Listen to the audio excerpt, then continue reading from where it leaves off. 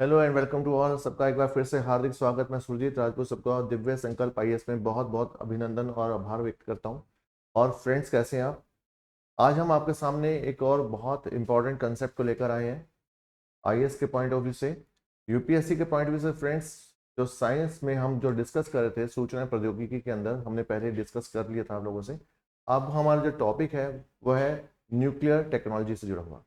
Nuclear technology से जुड़ा हुआ जो क्वेश्चंस हैं फ्रेंड्स, जो यूपीएससी के संदर्भ में पूछे जाते हैं, तो आज हम उसी के बारे में इंपॉर्टेंट क्वेश्चन को लेकर आए हैं। और यह क्वेश्चन बहुत बार रिपीट भी हुआ है। और इसके अंदर जो पूछा जाता है बेसिकली न्यूक्लियर रिएक्टर के बारे में पूछा जाता है। ठीक है, यानी न्यूक्लियर रिएक्टर नाभिकीय जो संयंत्र होता है। ओके, व्हाट इज अ उसका फंक्शंस कैसे है, what are the different parts of the nuclear reactor, या what is the construction nuclear reactor, what is the principle behind the nuclear reactor. So these all the things, or you have to explain, you have to elaborate in 150 words के approx आपको इसको elaborate भी करना होता है। और ये काफ़ी इंपॉर्टेंट क्वेश्चन है, एग्जाम्स में इसे रिलेटेड क्वेश्चंस रहते हैं और रिपीटेशन पे जाता है।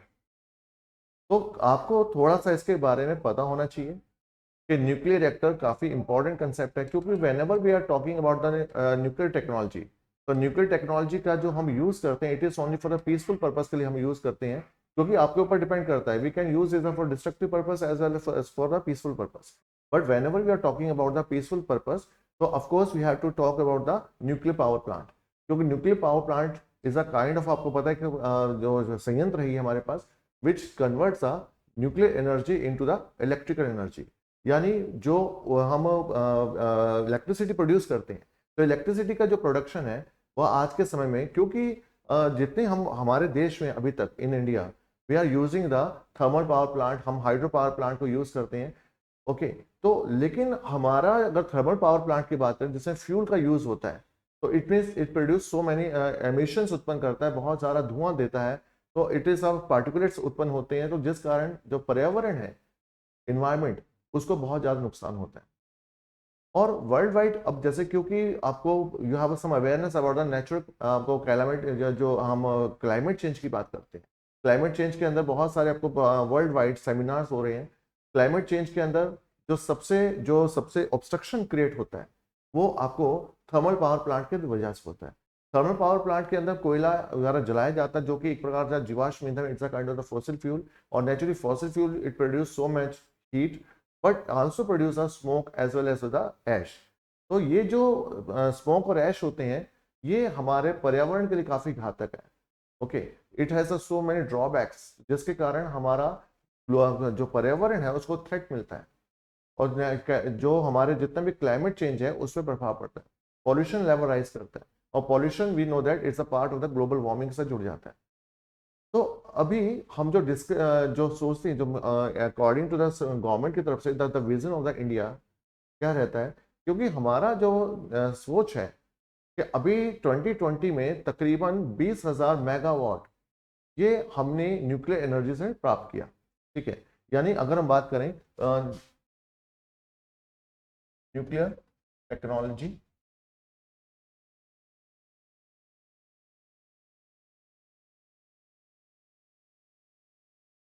विच इज कॉल्ड नाभिकीय प्रौद्योगिकी। फ्रेंड्स, इसके अंदर हम जो डिस्कस करने जा रहे हैं वो है न्यूक्लियर पावर प्लांट के बारे में। न्यूक्लियर पावर प्लांट यानी नाभिकीय ऊर्जा संयंत्र। तो this is a important concept जो हमने इसमें डिस्कस करना है। उसके पहले we should have certain awareness. उसके पहले हमें कुछ एक आइडिया होना चाहिए कि विजन ऑफ इंडिया, हमारा जो विजन है वो क्या है। अगर हम बात करें न्यूक्लियर प्रौद्योगिकी से हमारा विजन क्या रहेगा, क्योंकि एज ए टोल्ड यू 2020 में हमारे पास जो न्यूक्लियर पावर क्षमता थी, ओके, वो तकरीबन 20,000 मेगा वॉट की थी, जो कि 2032 के अंदर हमारा जो विजन है और तकरीबन न्यूक्लियर पावर के अंदर अप्रॉक्स 63,000 मेगावाट एनर्जी जनरेट करने का है। यानी we have a clear vision कि by the 2032 we can got the energy around the 63,000 megawatt, ठीक है, from the nuclear power. So that is a vision, that's a clarity. And by 2050 यानी 2050 तक हमारा जो विजन है, we should get the 25% part of whole energy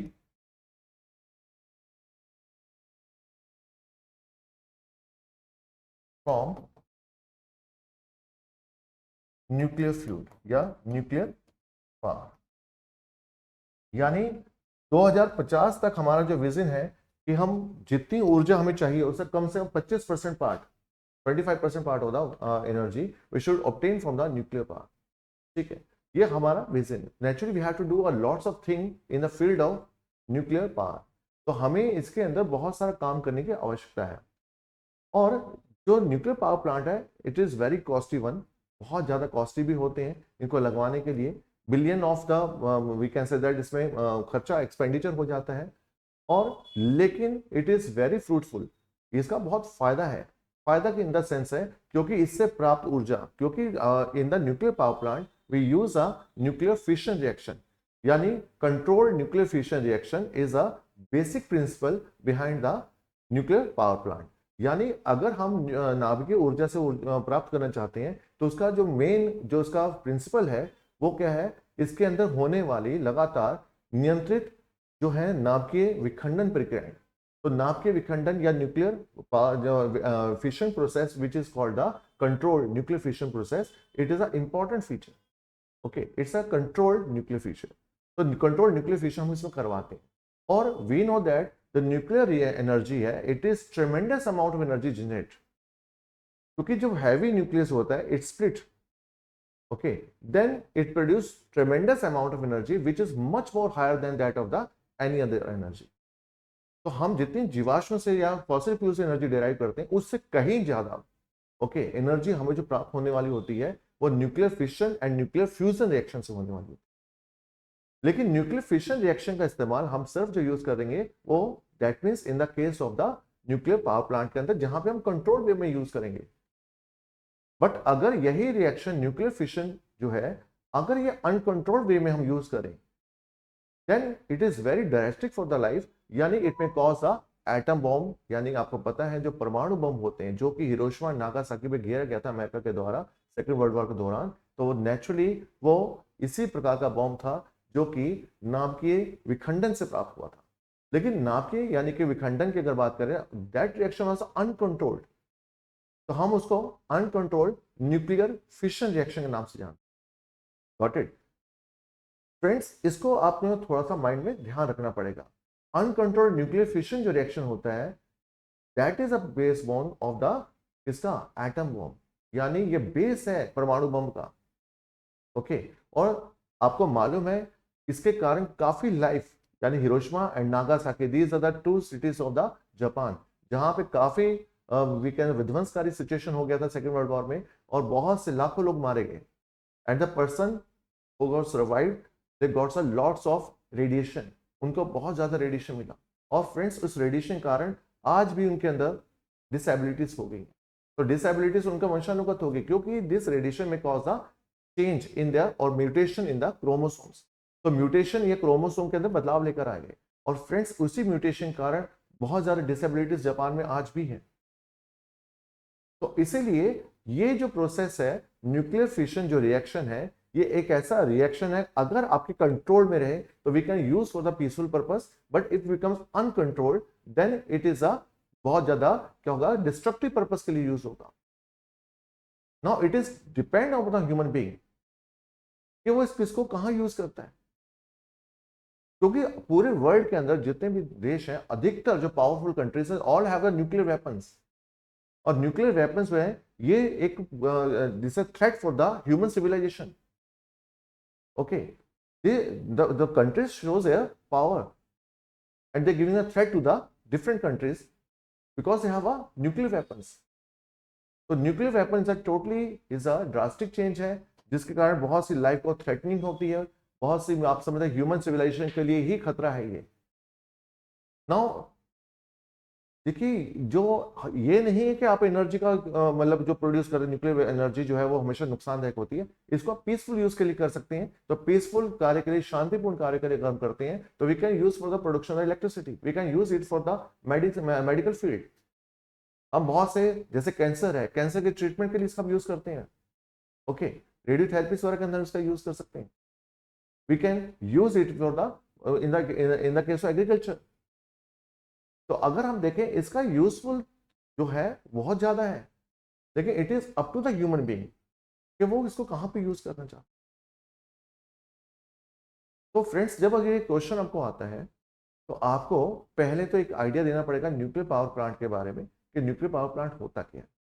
एक छोटा सा विजन जो हमने डिस्कस किया कि इतनी हमें एनर्जी की डिमांड है और 2050 तक हमारा टारगेट ये है, और नेचुरली 2050 तक ऐसा टारगेट है, तो naturally we have to make the more and more nuclear power plant आपको लगाने ही पड़ेंगे। ओके, तो अगर हम देखें कि न्यूक्लियर पावर प्लांट का कंस्ट्रक्शन, क्योंकि न्यूक्लियर पावर प्लांट जो होते हैं इसके अंदर क्या कंस्ट्रक्शन रहता है, अगर इस प्रक्रिया को समझें तो देखो, न्यूक्लियर पावर प्लांट बेसिकली जो फ्यूल यूज करेगा, it is for the uranium 235। ठीक है, यूरेनियम 235 की अगर बात करें तो इसमें फ्रेंड्स हम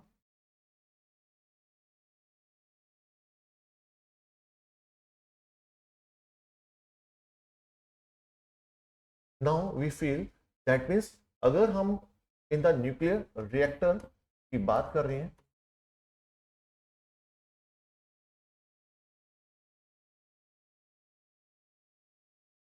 नाभिकीय संयंत्र, तो नाभिकीय संयंत्र के अंदर सबसे पहले आपको जो यूज करना है, आपको मालूम होना चाहिए कि इसके अगर हम पार्ट्स की बात करें, क्योंकि we are talking about nuclear technology,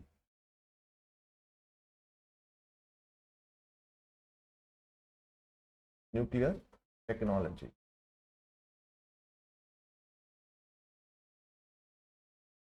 तो नाभिकीय संयंत्र जो होता है हमारा, तो इसके अंदर इस्तेमाल हम क्या क्या होते हैं, what are the parts of the nuclear reactor, पहले एक बार आपको इसका आइडिया, क्योंकि जब ये क्वेश्चन आएगा तो then you have to make a diagram, इसको समझना पड़ेगा, डायग्राम के बारे में आइडिया होना चाहिए, इसके पार्ट्स के बारे में आइडिया होना चाहिए। ठीक है, what are the parts of the nuclear reactor, basic principle क्या है इसका, ओके, इसको भाई आपको मेंशन करना है। और साथ ही साथ आपको क्या करना है, इसका यूजेस के बारे में, क्या हम कहाँ यूज करते हैं, naturally I told you peaceful purpose के लिए, यानी कि प्रोडक्शन ऑफ इलेक्ट्रिसिटी। तो ये जो पॉइंट है आपको, अगर हम पहले देखें तो इसके लिए पहले आपको इसका प्रिंसिपल सेट करना पड़ेगा ऑफ न्यूक्लियर पावर प्लांट। तो नेचुरली नाभिकीय संयंत्र जो है उसका बेसिक प्रिंसिपल क्या है, बेसिक प्रिंसिपल जो है, it use the which reaction, that's called the, it use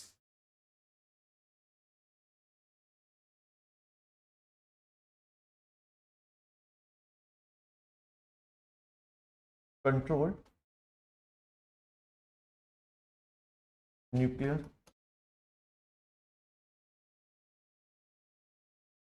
controlled chain, आप कर सकते हैं इसको,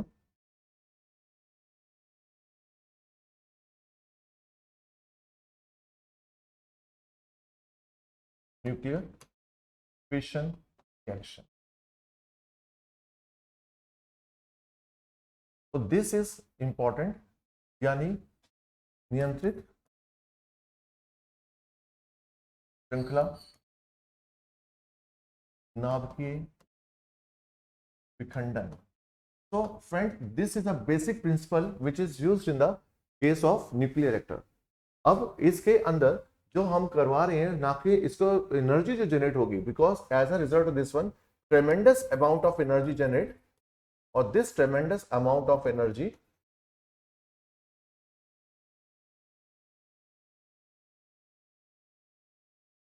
which boil water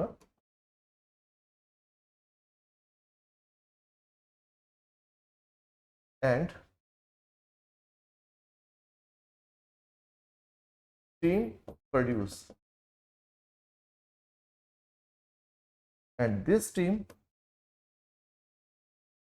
moves turbine blade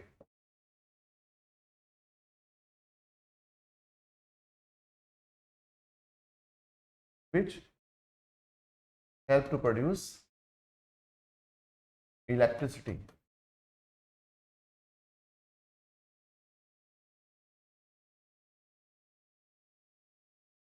By dynamo or generator.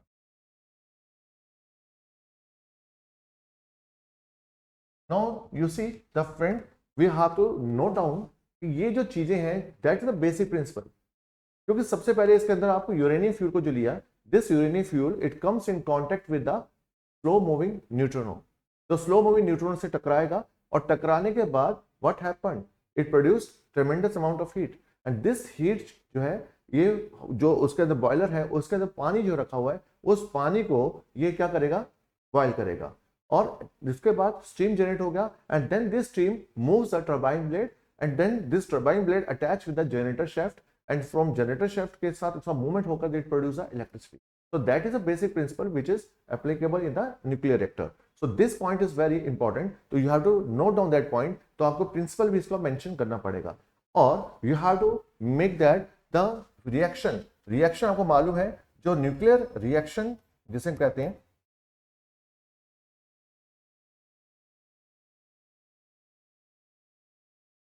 the reaction nuclear fission reaction की अगर हम बात करें, न्यूक्लियर फिशन रिएक्शन में आपको मालूम है uranium 92-235, you should know that ये फ्यूल के रूप में यूज किया जाएगा। This is called uranium fuel. तो यूरेनियम फ्यूल की रॉड्स रखी हैं इसके अंदर, then it is collided with the slow moving neutron particle. तो स्लो मूविंग न्यूट्रॉन पार्टिकल के साथ इसको टकराया जाएगा and then it undergo the nuclear fission. अब ये न्यूक्लियर फिशन रिएक्शन करेगा, दाम्पीय विखंडन, और as a result two small nuclei और barium and krypton are produce. Barium आपको मालूम है the mass is 139 and atomic number is 56, while krypton mass number 94 and atomic number is 36. It produced with the 3 neutrino particle. These plus tremendous energy. This is all about the reaction. यानी milli electron volt के अंदर ये energy produce होती है। अब this energy ये जो generate हुई है यही एनर्जी बाद में पानी को बॉयल करती है और उसकी स्टीम जो रिलीज हो रही है उस स्टीम से वो टरबाइन का मूवमेंट होगा, उस ब्लेड का मूवमेंट होगा, turbine attach with that of the generator, उसके बाद वो आपकी इलेक्ट्रिसिटी प्रोड्यूस करेगा। तो अब आपके सामने ये आपके पास टोटल रिएक्शन है जो कि इसके अंदर प्रोड्यूस हो रहा है and this is called barium, you should know that, and this is krypton. Okay, with the 3 moving. अब ये जो न्यूट्रॉन पार्टिकल्स हैं, this neutron particle further strike with the next uranium rod और यूरेनियम के साथ लगातार टकराता रहेगा, एनर्जी जनरेट करता रहेगी और this is a concept behind it जो कि इसके अंदर यूज होगा। तो we should have some idea कि what is a basic principle of nuclear reactor. तो उसके अंदर ये प्रोड्यूस होगा। उसके बाद देन यू हैव टू जो सेकंड पॉइंट इसके डायग्राम से जुड़ा हो रहेगा, यानी आपको उसका डायग्राम से जुड़ा हुआ पॉइंट भी डिस्कस करना पड़ेगा। अगर हम देखें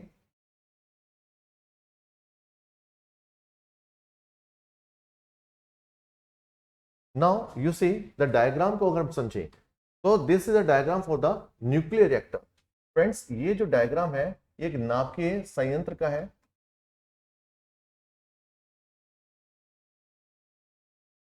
तो this is a diagram for nuclear reactor. Now you see इस नाभिकीय रिएक्टर के अंदर वी हैव अ चैम्बर। ये जो चैम्बर है ये कंक्रीट का बना हुआ चैम्बर है। कंक्रीट चैम्बर जो होता है it's a we know that lots of heat is generated. तो जिसके कारण ये इसको आइसोलेट करता है ताकि इस हीट का या रेडिएशन का ये सराउंडिंग के साथ या बाहर जो है ये रेडिएशन ना फैले या हीट जो बाहर आसपास ना फैले, इसलिए उसको कंट्रोल करने के लिए इसकी जरूरत पड़ती है। तो this is a concrete chamber का बना हुआ है।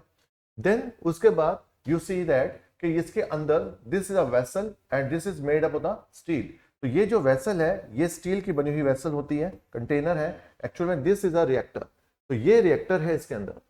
नाउ यू सी ये कंक्रीट का बना हुआ पार्ट है। ओके, नाउ ये इसके साथ जुड़ा हुआ part. Now this is steel vessel जो कि एक्चुअल में रिएक्टर होगा, और this is provided with the uranium rod. ये यूरेनियम की छड़ें इसके अंदर दिखाई जा रही हैं। This is a uranium rod इसके अंदर प्रेजेंट है। और यूरेनियम रॉड एज आई को पता है, this is uranium 235। You should know that uranium यहां पर हम जो फ्यूल के रूप में यूज कर रहे हैं 92 235, it is use as a fuel. तो ये फ्यूल के रूप में हम यूज कर रहे हैं, क्योंकि यूरेनियम 238 भी है। यूरेनियम 238 जो है it's not a fissionable material, तो लेकिन क्वांटिटी उसकी बहुत ज्यादा होती है नेचर में जब हम उसको फ्यूल में यूज कर रहे हैं। तो लेकिन एक्चुअल में 235 जो है बहुत कम क्वांटिटी में, तकरीबन 0.7% जो होता है, इसका यूज किया जाता है एज अ रिएक्टर के अंदर। नाउ इसके अंदर इसको हमने यूज किया। उसके बाद व्हाट हैपेंड, यहाँ पर ये रॉड्स लगी हैं and this is called the cadmium और बोरॉन। तो these rods are called the control rod. इनको हम कंट्रोल रॉड्स कहते हैं, यानी नियंत्रण छड़। तो ये जो कंट्रोल रॉड्स होती हैं friends, this control the reaction, यानी स्पीड ऑफ रिएक्शन उसको कंट्रोल करते हैं। If you want to switch on, if you want to switch on the reactor, now what happened, हम इस जो रॉड है इनको अंदर इंसर्ट कर देते हैं inside the fuel, and if you want to switch off that reactor we should इसको विड्रॉल कर लेते हैं इसको फ्यूल में से, क्योंकि ये जो रॉड्स होती हैं they are deficient of neutron, they are deficient of neutron. तो ये बोरॉन और कैडमियम, दीज आर द जो सब्सटेंस है, मेटल्स हैं, they are the deficient of neutron. तो इसके कारण जब इसको फ्यूल में इंसर्ट करते हैं तो ऑल द न्यूट्रॉन जो कि प्रोड्यूस हुए थे they absorb by the rod. तो ये एब्जॉर्ब करती है न्यूट्रॉन को।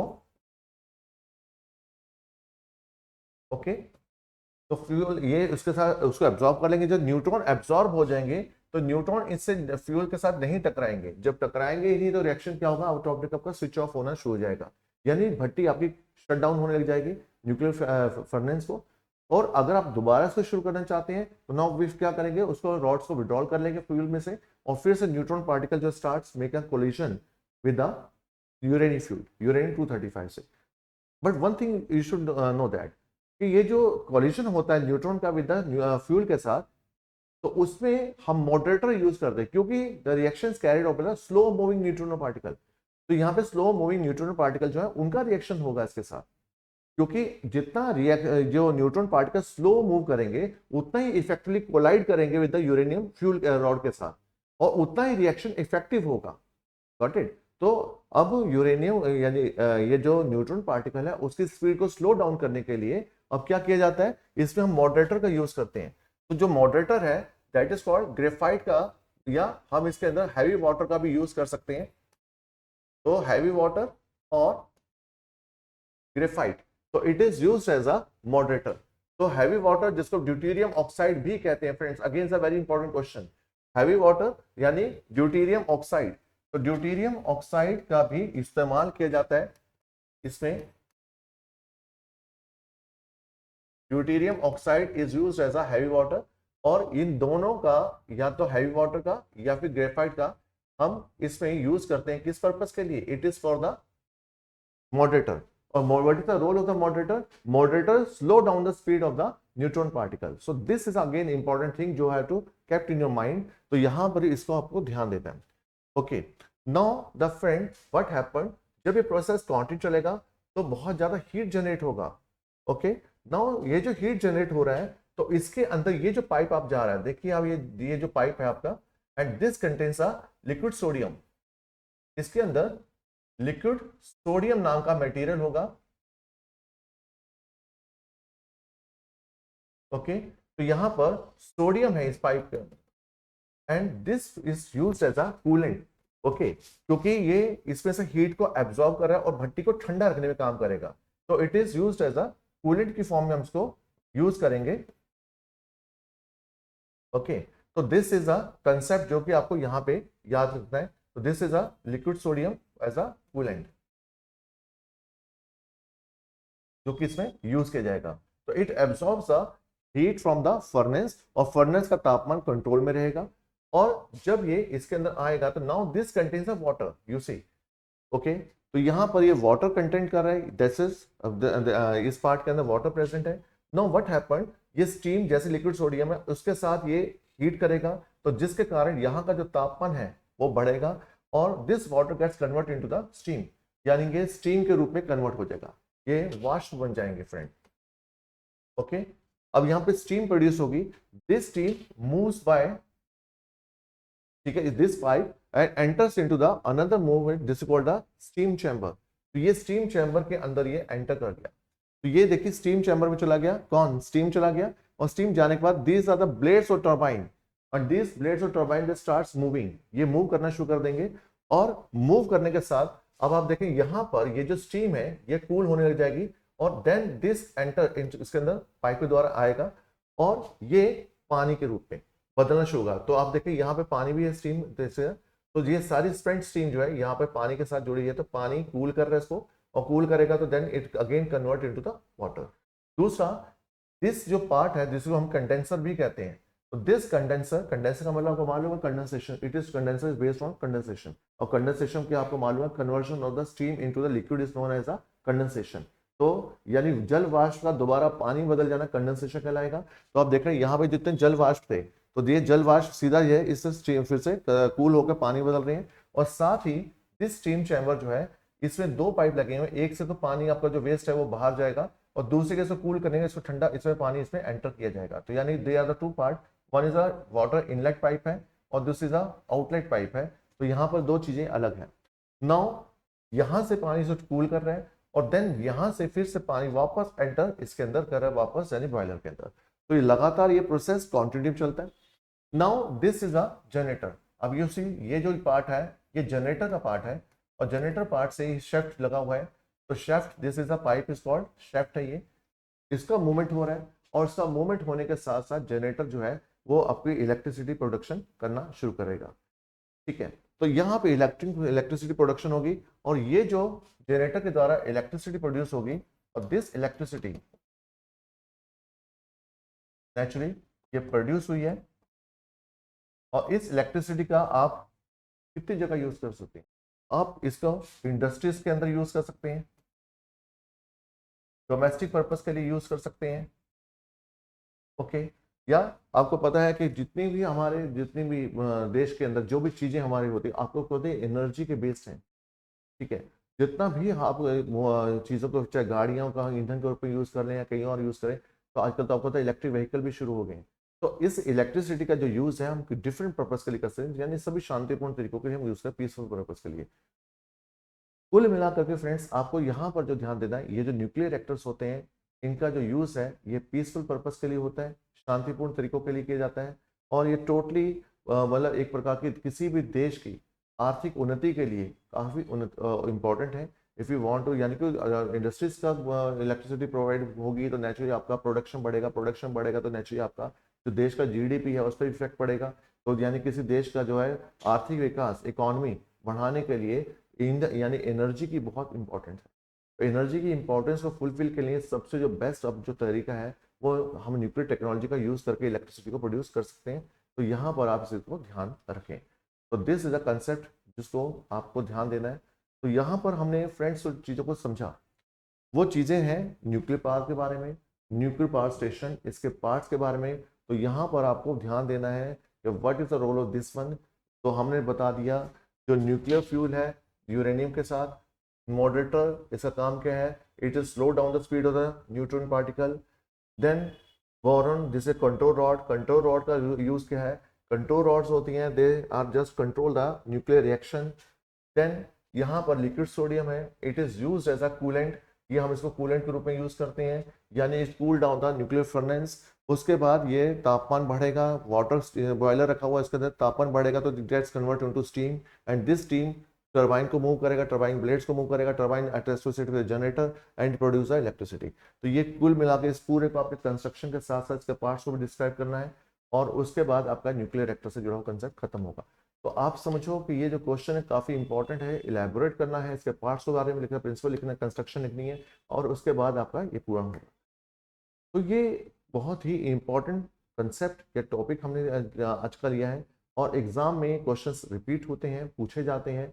तो आपसे रिक्वेस्ट कि you should do hard work और न्यूक्लियर टेक्नोलॉजी, क्योंकि बहुत इंपॉर्टेंट एग्जामिनेशन पॉइंट से क्वेश्चन आते हैं। एक बहुत अच्छा और बेहतरीन टॉपिक है ये न्यूक्लियर टेक्नोलॉजी का। तो इसमें आपको चीज़ों को समझिएगा। तो आई होप कि पॉइंट आपको क्लियर हो गया होगा। तो आज का वीडियो आपको कैसा लगा कमेंट सेक्शन में जरूर लिखिएगा। ज़्यादा से ज़्यादा से जो चैनल को लाइक करें, सब्सक्राइब करें और शेयर करें, क्योंकि इन वीडियोस में हम बहुत इंपॉर्टेंट जो साइंस एंड टेक्स्ट जुड़े हुए महत्वपूर्ण क्वेश्चन है यूपीएससी पर्पस के लिए और डिफरेंट पीसीएस एग्जाम के लिए, उनको हम डिस्कस करते हैं। तो आपसे रिक्वेस्ट कि ज़्यादा से ज़्यादा चैनल को लाइक करें, सब्सक्राइब करें और राइट टू कमेंट्स बताएं हमें कैसा लगा आपको चैनल ये। तो इसी प्रकार फिर से मिलेंगे दिव्य संकल्प आईएएस में फिर न्यू अपकमिंग वीडियो के साथ और किसी एक बेहतरीन टॉपिक और बेहतरीन क्वेश्चन को लेकर। तब तक के लिए स्वस्थ रहें, मस्त रहें, व्यस्त रहें। जय हिंद, जय भारत।